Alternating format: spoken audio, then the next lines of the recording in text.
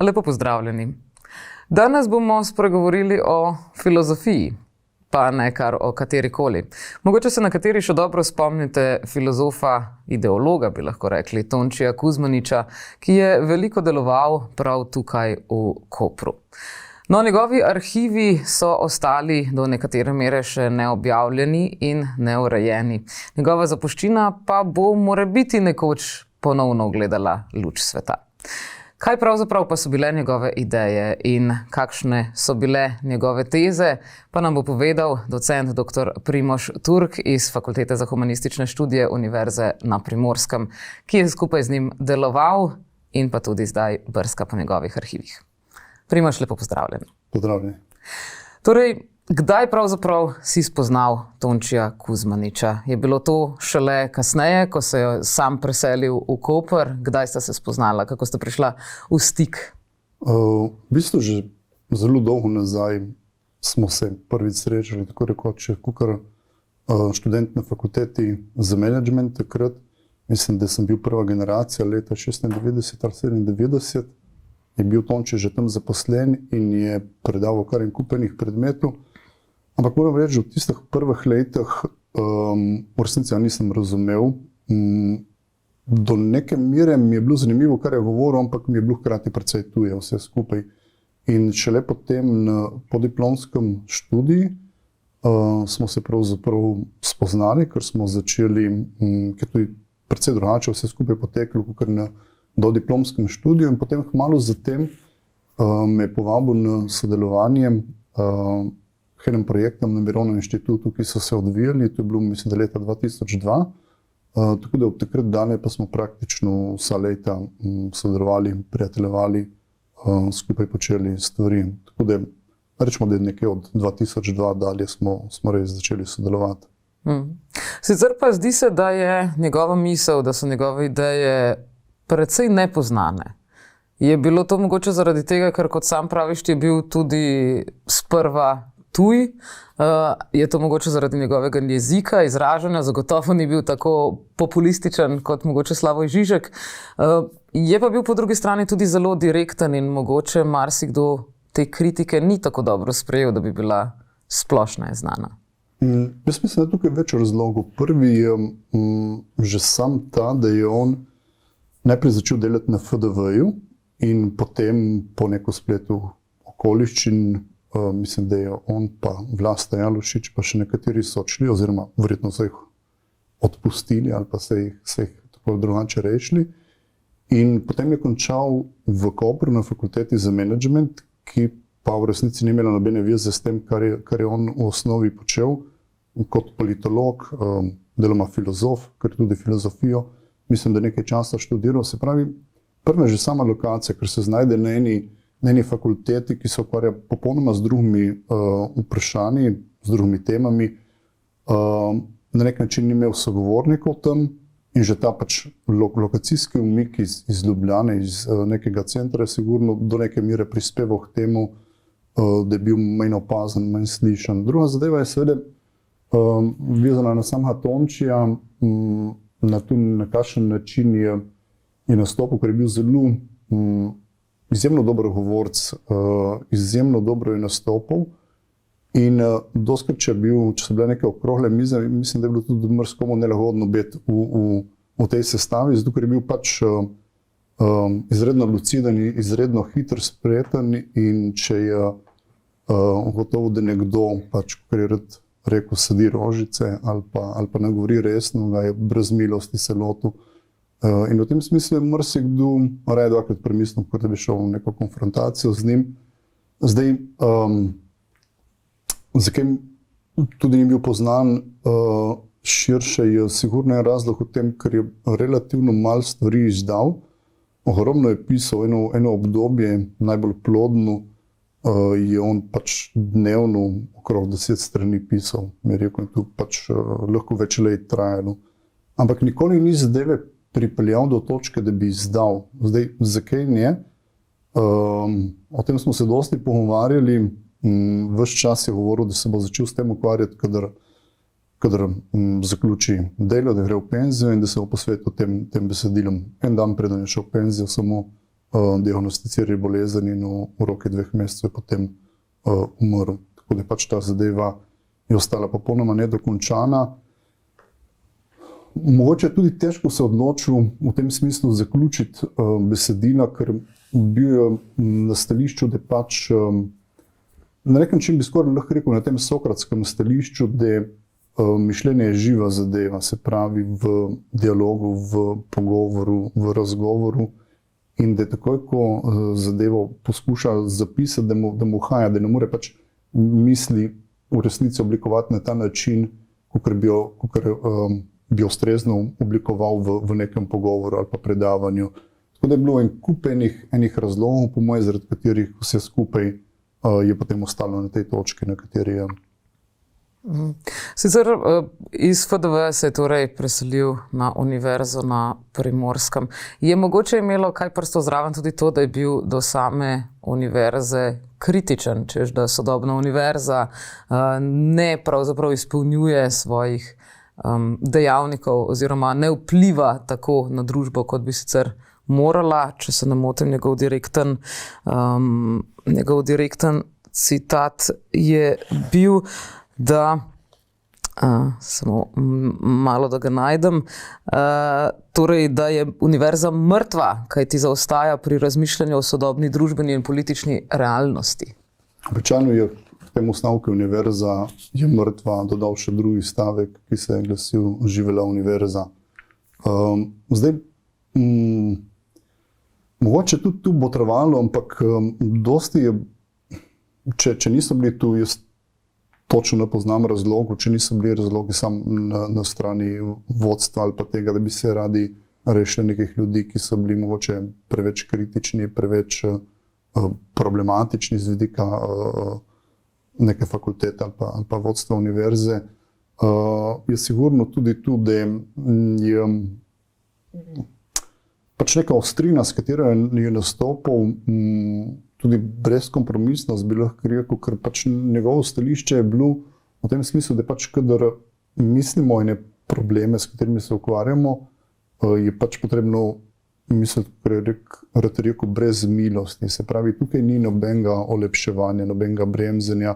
Za razliko od tega je vedno rad poudaril, da pač, kadar pa delujemo v odnosu do ljudi, da takrat pa moramo biti dosti bolj mehki in previdni. Ampak kadar gre za mišljenje, za govorjenje, za argumentiranje, takrat je pač vztrajal na tem, da mora biti natančen, oster in celo brezkompromisen, bi lahko rekel. Zdaj, o vprašanju univerze mogoče pozneje začel več razmišljati, predvsem po moje zadnjih 10 do 15 let Kitaza in sicer vizavi tega spoznanja, da se sama univerza je začela precej spreminjati v pomenu, da zelo velik poudarek je nastal na raziskovalnem delu, hkrati pa je to raziskovalno delo pravzaprav vnaprej usmerjeni dostikrat aplikativni projekte, neke mini študije, v katerih z neko temeljno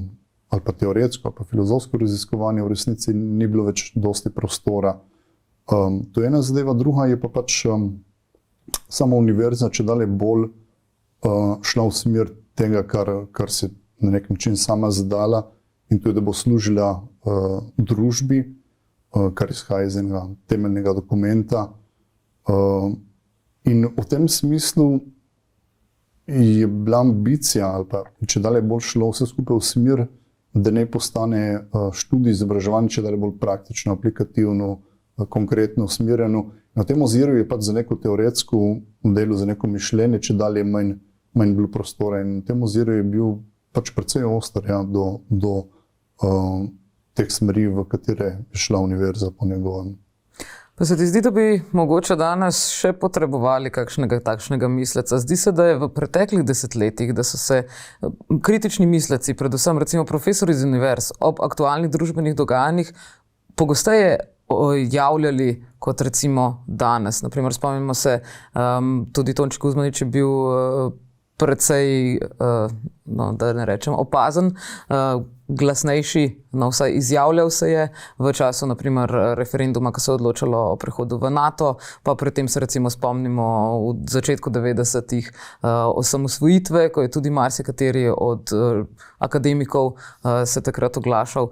Danes se zdi, da je tega vse manj in manj. Vsake toliko pridejo kakšna javna pisma podpore nečemu, kjer je podpisanih, ne vem, 300 akademikov, sicer pa pravzaprav ne slišimo veliko od njih. Je tudi to mogoče povezano s to kritiko, ravno ki jo je imel Tonči, se pravi, da je univerza preveč aplikativna, ne ukvarja pa se mogoče torej, sploh ko govorimo o humanističnih družboslovnih študijah, samo družbo. Ja, jaz mislim, da tukaj pač več stvari, ki so se zgodile. Ena je, da je pač sam ta profesorski poklic se po moje bistveno spremenil. To je pač postala služba, kot so številne druge službe. V osnovi po moje to ni služba kot ostale, ampak ima v resnici neko precej drugačno poslanstvo, ne bi imelo delo profesorja, akademika. Ampak če dalje bolj zadeva spominja na delo v katerikoli drugi organizaciji, skoraj da bi lahko rekel tovarni. In v tem smislu pač vse skupaj se je radikalno spremenilo, ker tu seveda vpliva potem tudi na ljudi, ki so zaposleni na univerzi. Se pravi, če ti celo zadevo začneš razumeti pravzaprav kot zgolj eno od organizacij, v kateri se ukvarjamo predvsem s pridobivanjem projektov, pa z nekimi aplikativnimi zadevami, kjer je vprašanje izobraževanja ne na drugem, ampak na 7. mestu po moje vizavi vseh ostalih vprašanj. Vse to seveda ima konsekvence. Druga stvar je po moje mogoče bi celo lahko rekel tak obči brezup, se pravi, karkoli narediš, karkoli izjaviš, kadarkoli javno nastopiš, pač zadeva teče svojo pot. In po moje je tudi tu v neki veliki meri prispevalo k vsemu skupaj. Mogoče na ta način, da včasih se je zdelo, da pač z nekimi javnimi intervencijami, z nekim javnim govorjenjem, da mogoče lahko ene stvari premakneš. Se mi zdi, da danes smo dosti bolj apatični ali pa z nekim občutkom brez moči. V smislu, karkoli narediš, je tu nek sam lepotni popravek, zadeva bo tekla dalje. Nekaj zelo pomembnega, kar je Tonči na teh točkah vedno poudarjal, je rekel v tem smislu, da ne glede na to, da pač imamo občutek, da ničesar ne moremo, da vedno je vredno poskusiti, ustrajati, ne se bati delovati, ne se bati poskušati in ne zadeve premakniti. In zaradi tega, ker je po moje izhajal iz tega, v smislu, čeprav realno vemo, da ne bomo ničesar dosegli, vseeno je vredno poskusiti. Verjetno tudi zaradi tega je bil ta pač njegov izrazit angažma, to po mojem. Saj kateri pa so bili tisti avtorji, ki so mu bili blizu? Na katerih avtorjih je recimo temeljila ta njegova filozofija, življenjska, pa tudi družbe? Mogoče pa tudi uvodoma, ki je bilo rečeno, filozofija, jaz mislim, da se s tem Tonči ne bi strinjal, on se sebe sigurno ni imel za filozofa, čeprav je največ se ukvarjal ravno s filozofi, pa mu je bilo tu nek zelo močen impuls za mišljenje. Zdaj, zakaj se ni razumeval kakor filozofa, pa je mogoče bilo najprej smiselno to pojasniti. Po moje gre za to, da izhajajoč iz Hannah Arendt, ki je bila ena ključnih avtoric, s katero se je ukvarjal, je prišlo do spoznanja, da pač filozofija pa politika ali pa politična teorija sta na nek način v neki napetosti. V tem smislu, da je že sama Hannah Arendt locirala to napetost že v antičnem svetu, v tem smislu, da za njo bil na nek način paradigmatski ta proces proti Sokratu, v katerem je prišla filozofija in politika v neko napetost, neskladje. V tem smislu Tonči sebe nikoli ni razumel kot filozofa, zato ker tudi terja tudi nek drugačen način premisleka, nek drugačen način spraševanja, kot pač, če si politični teoretik. Zdaj tudi politični teoretik ni mogoče najbolj primerna oznaka, ampak je sigurno dosti bolj primerna kot filozof.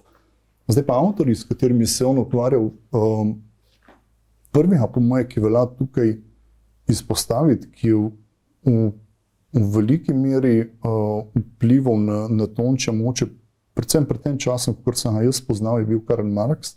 Ogromno se je ukvarjal z Marxem, ne nazadnje je imel en cikl zelo zanimivih predavanj v Kopru o Karlu Marxu.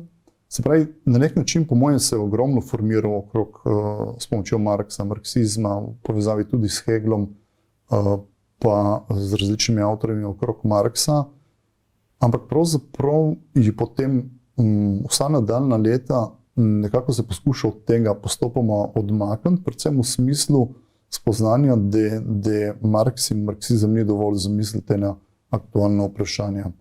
In mislim, da je bil tista prelomna avtorica, po mojem, je bila Hannah Arendt, preko katere je spoznal nek drugi tip premisleka, mišljenja.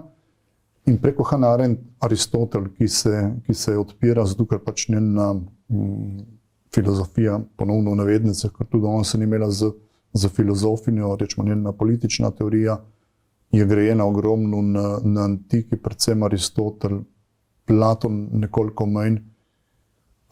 Tako da je po mojem Marx na začetku, potem Hannah Arendt, Aristotel, s tem, da je Aristotel je za njega vedno veljal kot daleč najpomembnejši mislec, s katerim se je ukvarjal. Zdaj pa, kadar rečemo Aristotel, pa nije ponovno vsa dela Aristotela, ampak je predvsem tukaj kombinacija njegove politike pa etike in še nekateri drugi spisi. In v poznejših letih, v zadnjih letih pa se je ogromno ukvarjal predvsem z Wittgensteinom. On je bil pač ponovno nek avtor, ki mu je dal en nov zalet v mišljenju.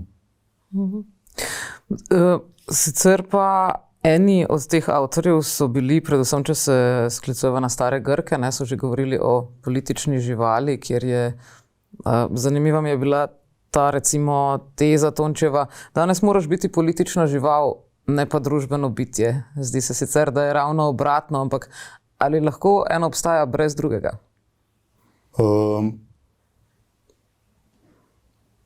Izraz družbeno bitje je pravzaprav nek potončil, ki tukaj sledi Hannah Arendt in interpretacije, nek neposrečen prevod za izrazom politikon, ki če bi ga direktno prevedli, bi pomenilo politična žival. Spravi, gre za dva termina, ki ne bi označevala približno isto.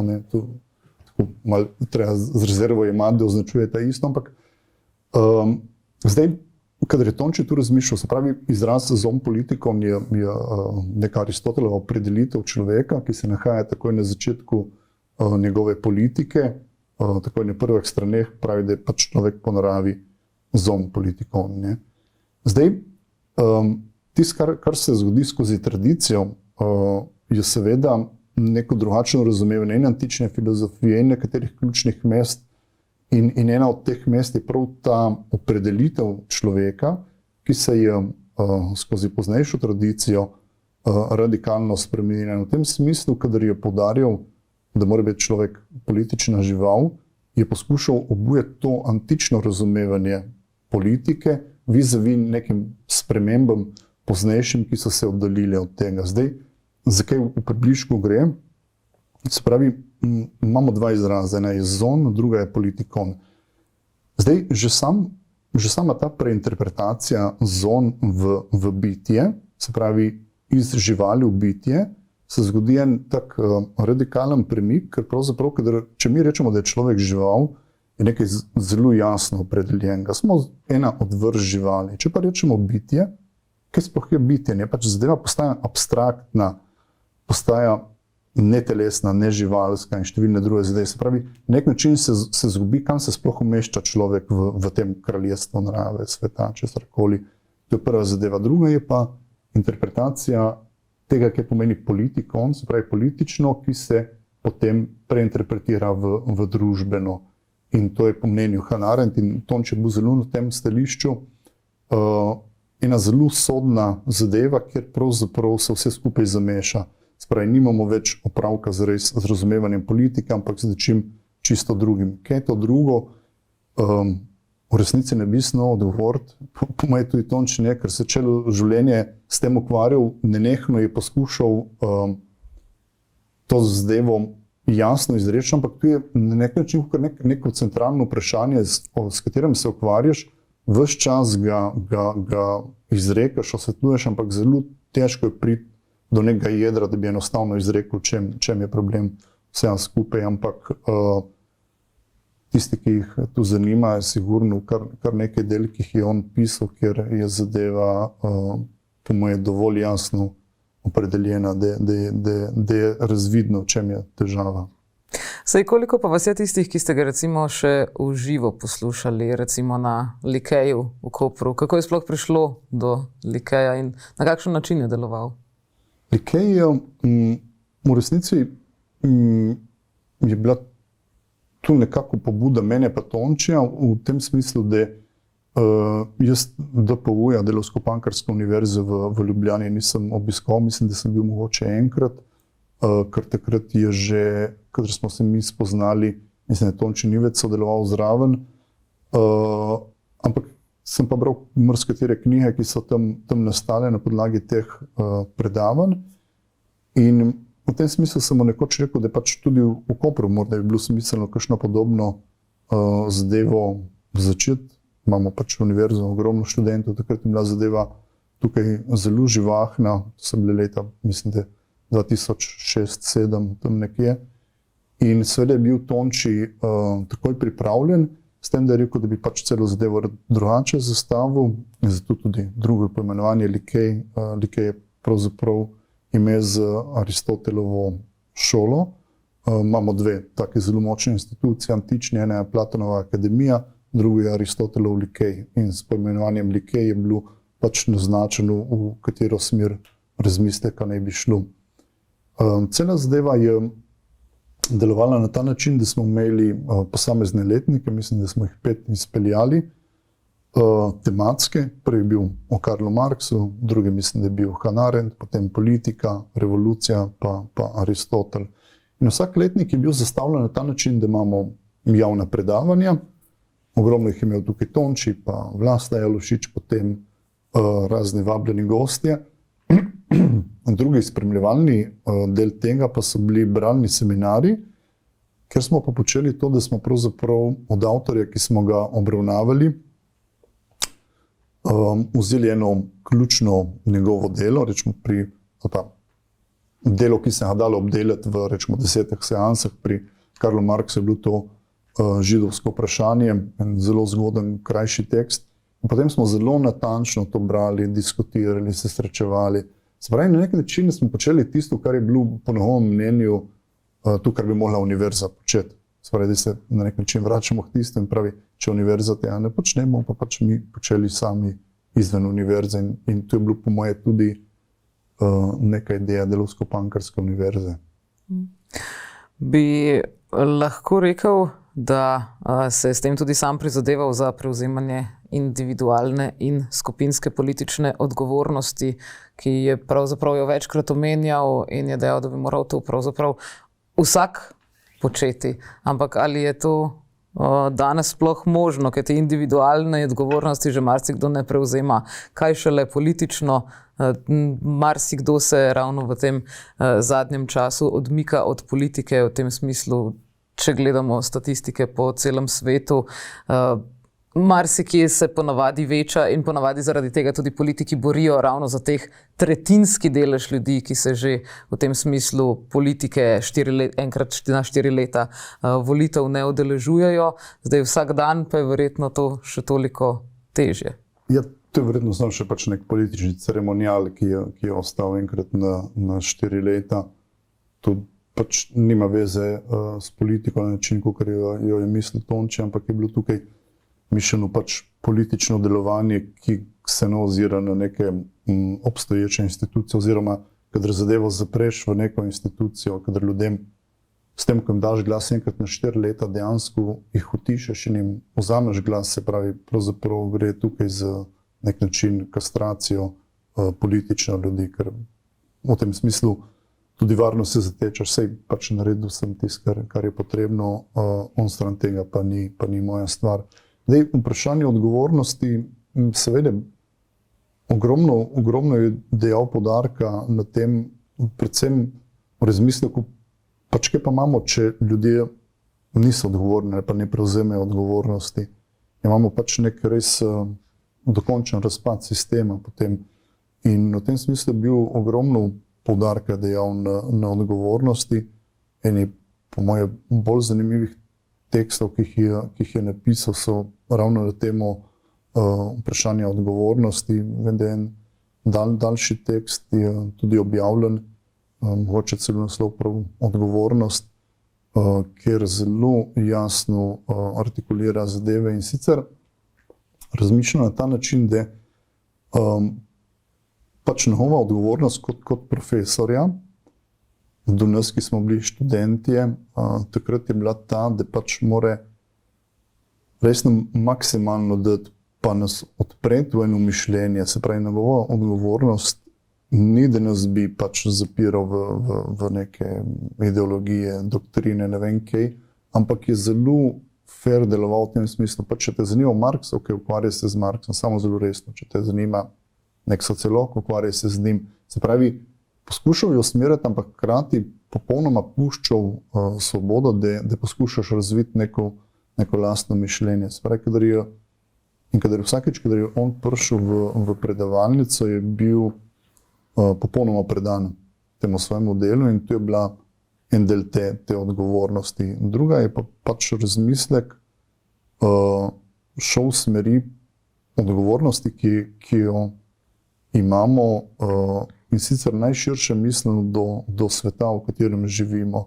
Zato, ker pač odgovornost mi je po njegovem merila predvsem na generacije, ki bodo prišle, ali pa bolj natančno je vedno govoril, ki utegnejo priti.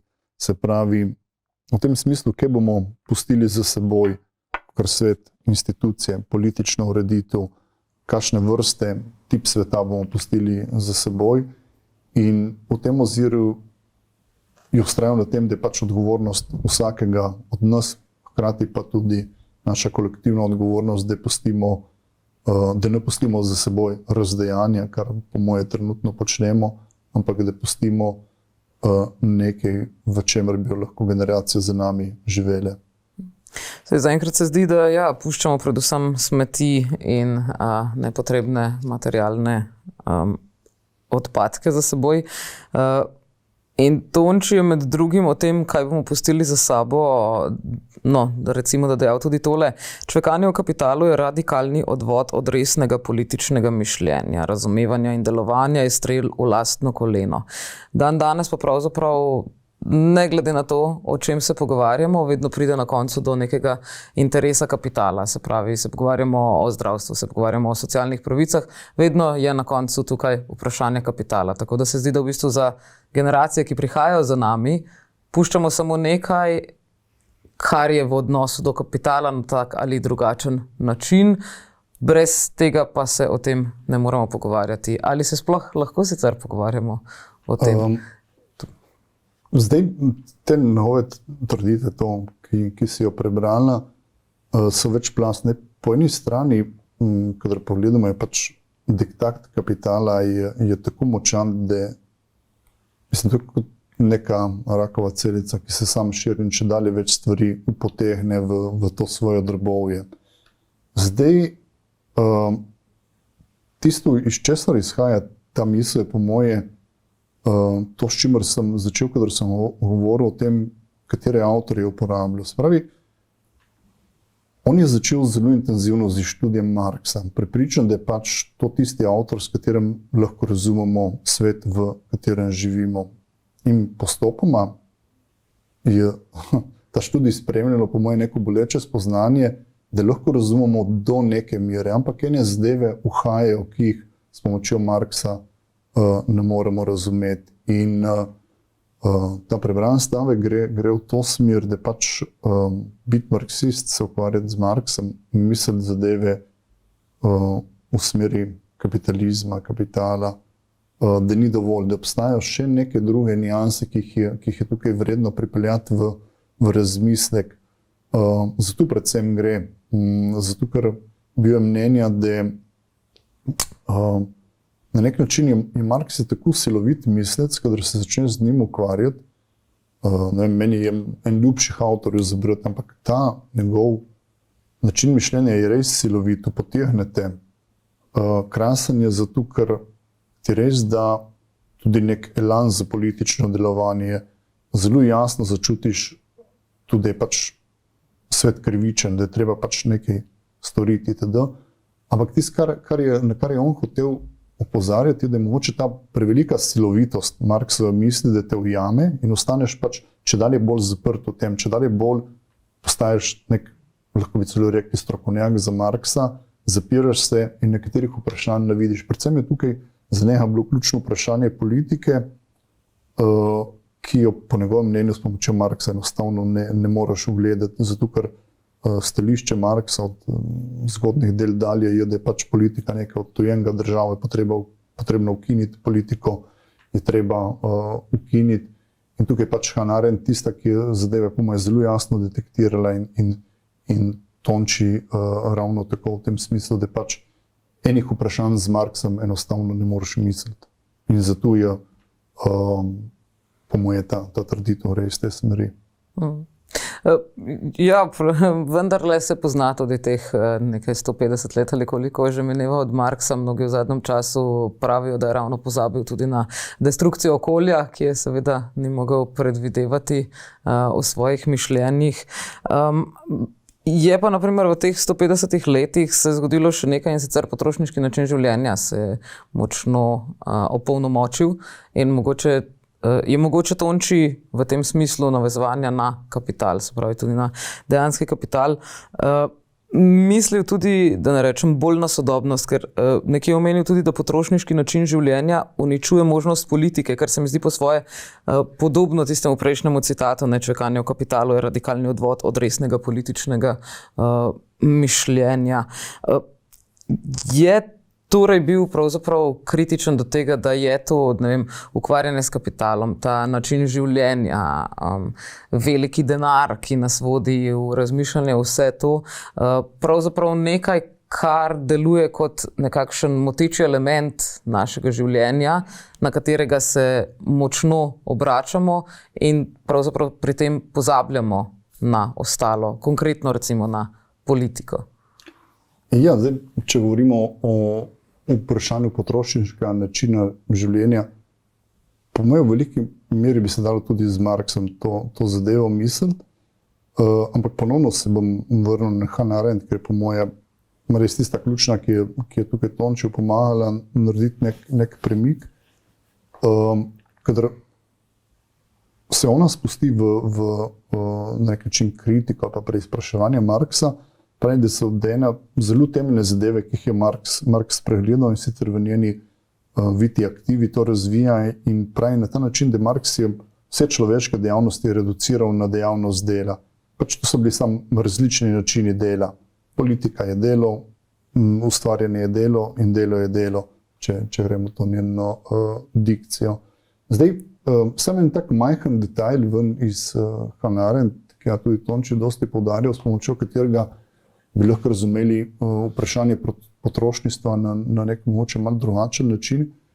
Zdaj ona je pravila, da je ena ključnih zadev, ki jih je Marks zamešal, je delo in ustvarjanje kot dve različni človeške dejavnosti. In sicer delo kot neko nenehno perpetuiranje enega in istega, ki se veže na ohranjanje človeškega življenja. Spravi nek nenehen proces izmenjave med človekom in naravo in v tem smislu nek tak lep primer dela je kmečko delo, ki se vsakič znova ponavlja ciklično, nikoli se ne konča, ali pa ne vem, pomivanje posode, vedno znova je umazana, vedno znova jo moramo pomiti. Za razliko od tega je pač ustvarjanje ima pravi Hannah Arendt zelo svetni značaj, spravi ta stolica, na kateri tukaj sedimo, napravi, da je to rezultat ne dela, ampak ustvarjanja. In sicer v čem je poanta, kada razmišljamo v pomenu potrošništva, tisto, kar je ustvarjeno, ima v sebi pečat trajnosti in obstojnosti. Se pravi, če bi vprašali naše starše ali pa stare starše, koliko časa so imeli eno stolico ali pa eno mizo ali pa eno oblačilo, bi šli, da pač miza je prehajala verjetno iz generacije v generacijo. To ni bilo mišljeno po užitju, kakor použijemo jabolko pa jo izločimo. In na kar je poudarjala Hannah Arendt in seveda tudi Tonči tukaj ne sledi, je, da se je pač ravno to zgodilo s potrošniškim načinom življenja, da vse tisto, kar je bilo mišljeno obstojno in trajno, je enostavno upotegnjeno v ta metabolični proces. V tem smislu, da nas imamo odnos do pohištva, ki ga kupimo enak kot do hrane. Pač hrano použijemo, pa izločimo. Pohištvu pa eno leto nam je všeč, potem pa nam ni več všeč, pa ga zamenjamo, kakor da je neka potrošna dobrina. Spravi, to je kar se tiče vprašanja potrošništva, kar pa se tiče odnosa do politike, pač po moje v resnici ni možno ničesar drugega početi, če padeš v neko potrošniški način življenja, zato ker vse pač postane hipno, minljivo, namenjeno zadovoljevanju tvojih užitkov in ugodja. Nobena trajnost, nobena prihodnost ne obstaja v potrošništvu. V tem smislu je pač politika, odnosno znotraj tega je nesmiselna, ker politika ima pa ravno ta moment prihodnosti, obstojnosti, trajnosti, prihodnih generacij, drugih ljudi. Potrošništvo pa je pač nekaj, kar je zreducirano zgolj name in na moje ugodje, užitek in podobno.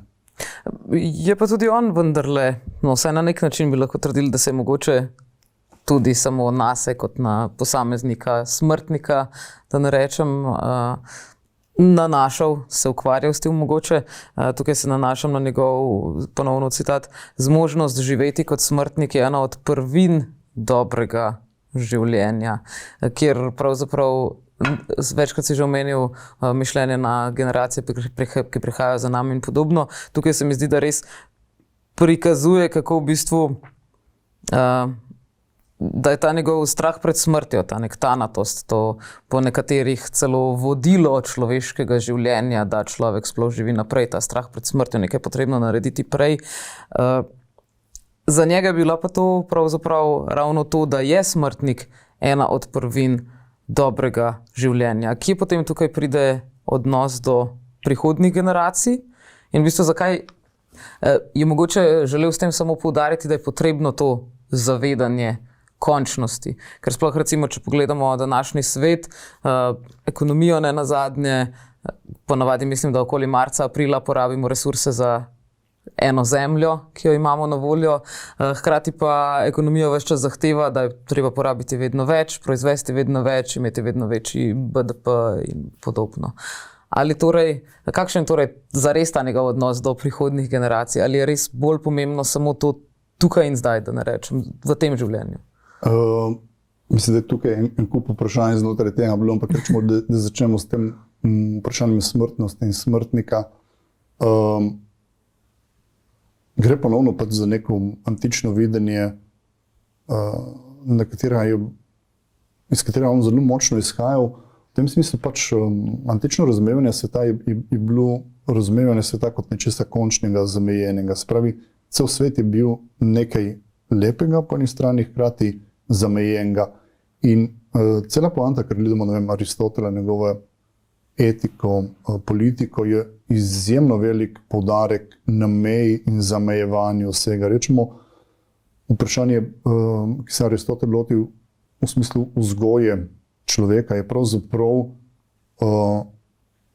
če človek ne postane zamejena žival, bomo rekli, potem pravzaprav ni človek v pravem pomenu besede.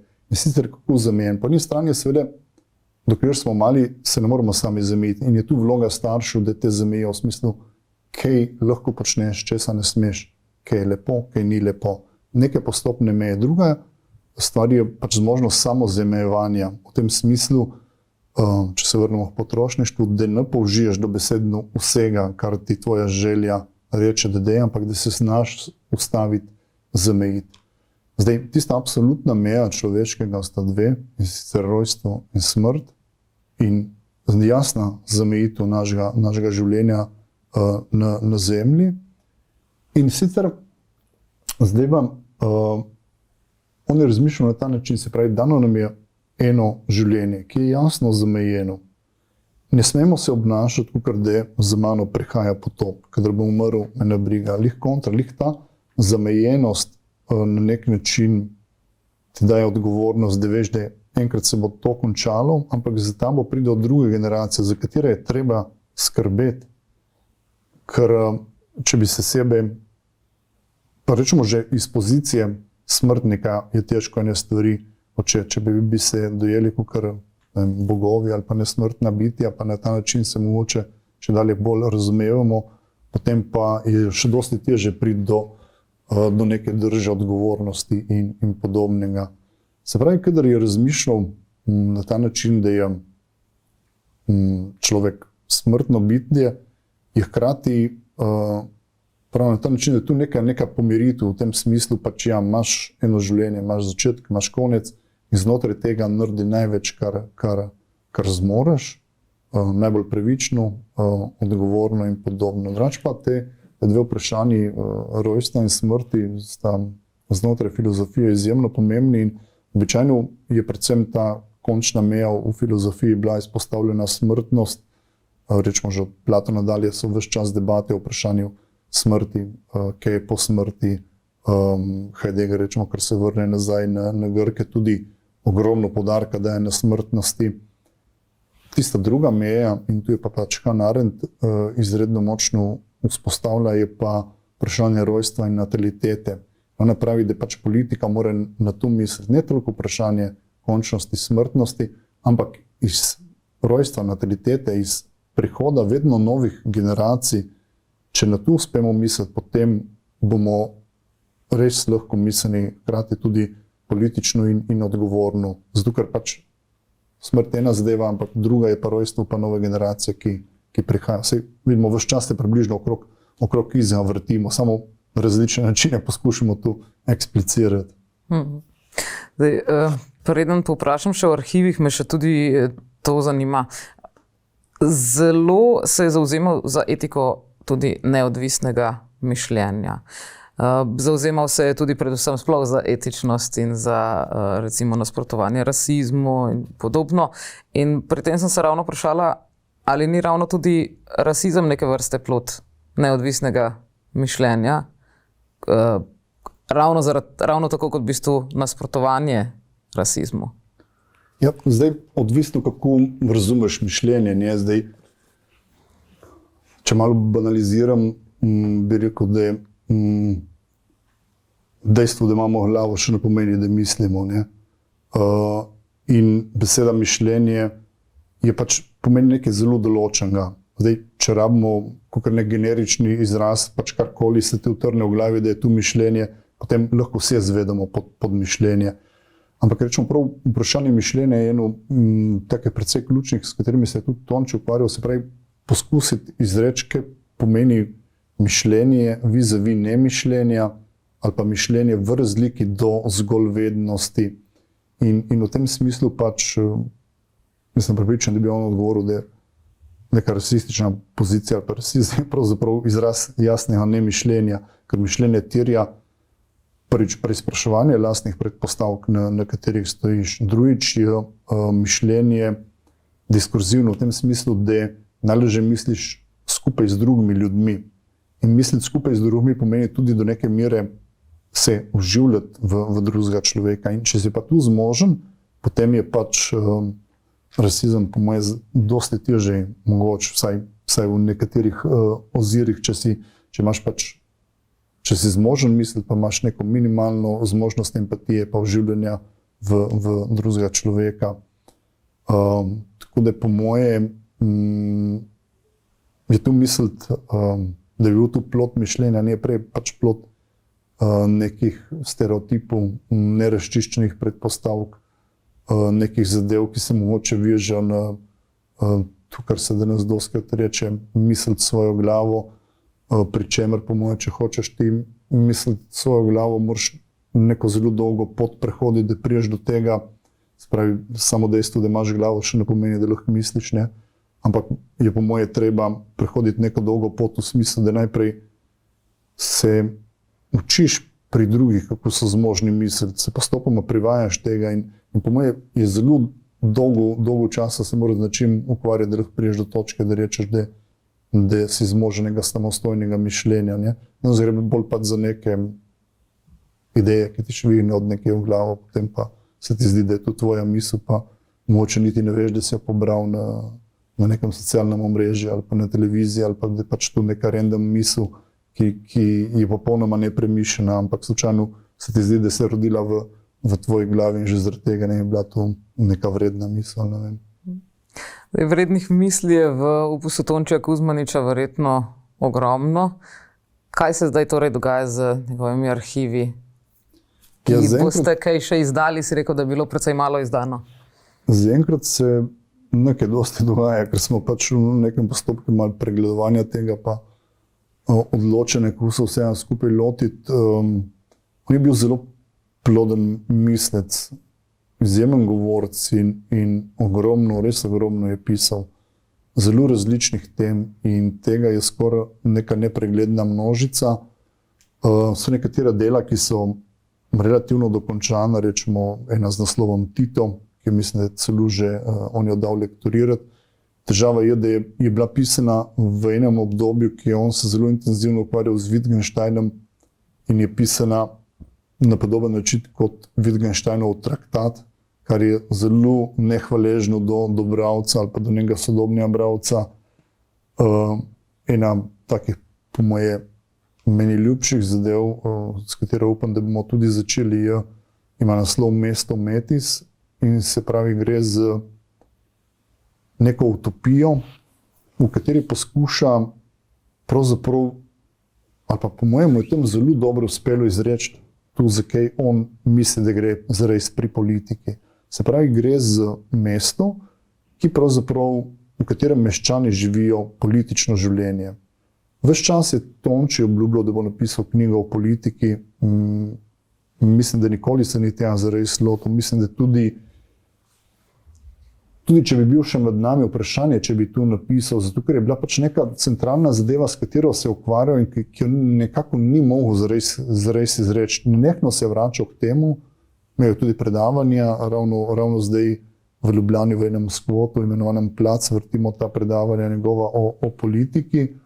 Imel je idejo, da bi izhajajoč iz teh predavanj mogoče napisal knjigo, ampak jaz mislim, da je v resnici uspel napisati to knjigo v obliki te utopije z naslovom Mesto Metis, ki je ena izjemno živahna, radoživa, humorna zadeva in hkrati izjemno resna, ki pa tudi nedokončana, kar skoraj vse, kar je pisal. Potem imamo, ne vem, razprave o univerzi, o družbi, o sociologiji, o etiki, o ekonomiji, o menedžmentu, o Slavoju Žižku, nekaj daljših tekstov. Kad rečem daljši, pri Tonči to pomeni 100 strani, krajši je 30-40 strani.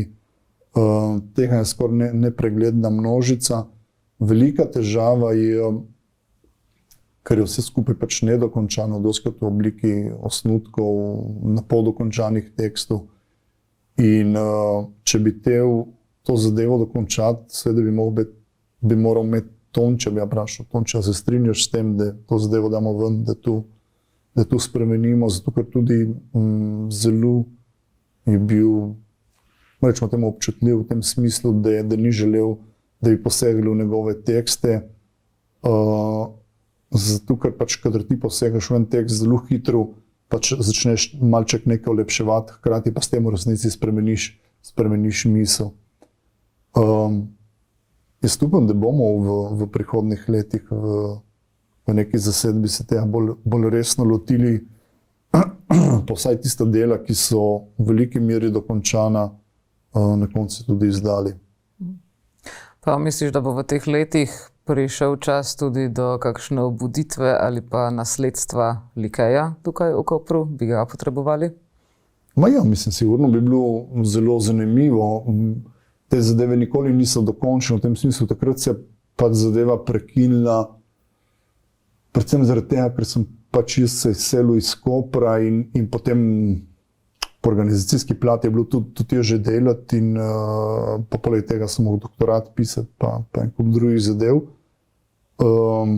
Jaz mislim, da je bilo to možno obuditi, ampak je tukaj dosti vezano predvsem na študente, se pravi, prej se bo pojavila ena generacija, ki bo interesantno početi ene stvari ob študiju ali pa izven študija ali pa bolj resno študijsko in kadar se bo pojavila, takrat bo pravi čas za to. Tako da se veselim tega trenutka, kadar bo nastopil. V glavnem, sliši se kot obetavno prihajajoče šolsko leto, zdaj, ko smo en mesec že globoko v njem. Sicer pa ja, Primož, žal se nama je ura iztekla, upam, da bo imela čas še kdaj spregovoriti. Hvala ti za današnji obisk v studiu. Hvala za vabilo. Tako, dragi gledalci, kot rečeno, lahko mogoče tudi prek spleta prisluhnete še kakšnim predavanjem Tončija Kuzmaniča. Konkretno vem, da je vsaj do nedavnega bil objavljeno tudi njegovo predavanje v Živko Skvotcu v nekdanji tovarni Rog, pa tudi še kaj drugega se lahko najde. Danes sva z docentom dr. Primožem Turkom spregovorila o Tončiju Kuzmaniču. Če ste mogoče tudi sami izpustili kakšen delček pogovora, pa nas le najdite na YouTube kanalu Megafon TV, kjer lahko pogovoru prisluhnete v celoti. Hvala za ogled in se vidimo prihodnjič.